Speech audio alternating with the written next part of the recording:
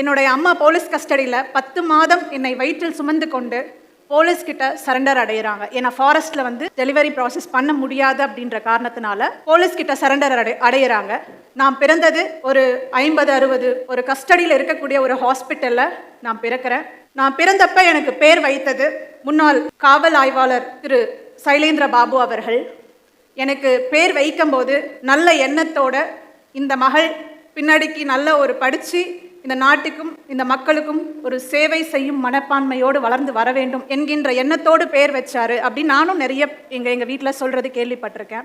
சமீபமாக அவர் சொல்கிறதையும் பார்த்தேன். நான் பிறந்தது வந்து தர்மபுரி மாவட்டத்தில். எனக்கு நான் ஸ்கூல்லேருந்து படிக்கும் போது எங்கள் அப்பா வெறும் 3 பெண்களை மட்டும்தான் உயிரோட இந்த மண்ணில் விட்டுட்டு போயிருக்காரு எங்கள் குடும்பத்தில். ஆனால் நாங்கள் 3 பேருமே ஒரு இடத்துல ஒரு சூழ்நிலையில் கூடி ஒரு குடும்பமாக வாழக்கூடிய சூழ்நிலை இது வரைக்கும் எங்களுக்கு அமையலை, உருவாகலை. காரணம் என்னென்னா, நாங்கள் ஃபேஸ் பண்ண விஷயங்கள். என் தங்கை, எனக்கு ஒரு தங்கை இருக்காங்கன்னே தெரியாது. அவங்கள தத்து கொடுத்து வேற ஒரு குடும்பத்தில் இருந்து அவங்களுக்கு சரியான சூழ்நிலை இல்லாமல் அதுக்கப்புறம் உள்ளே கூப்பிட்டுட்டு வந்தாங்க. எனக்கு ஒரு தங்கை இருக்கிறதாவே எனக்கு தெரியல.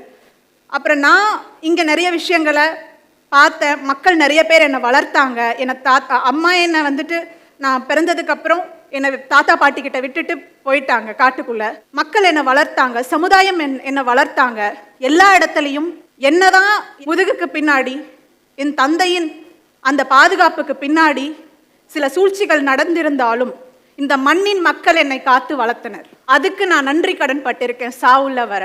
அதை நான் உணர்வு பூர்வமாக உயிர் பூர்வமாக எடுத்துட்டு கடைசி வரைக்கும் இந்த மண்ணுக்கான அரசியலை முழுமையாக முழு உயிர்ப்போடு அடித்து ஒடுக்கப்பட்ட ஒரு குரலாக ஒழித்து கொண்டே இருப்பேன் இந்த மண்ணில் என்பதை இங்கு நான் பதிவு செய்து கொள்கிறேன். கர்நாடகாவில் நீங்கள் விடுதலை படம் பார்த்துருப்பீங்க.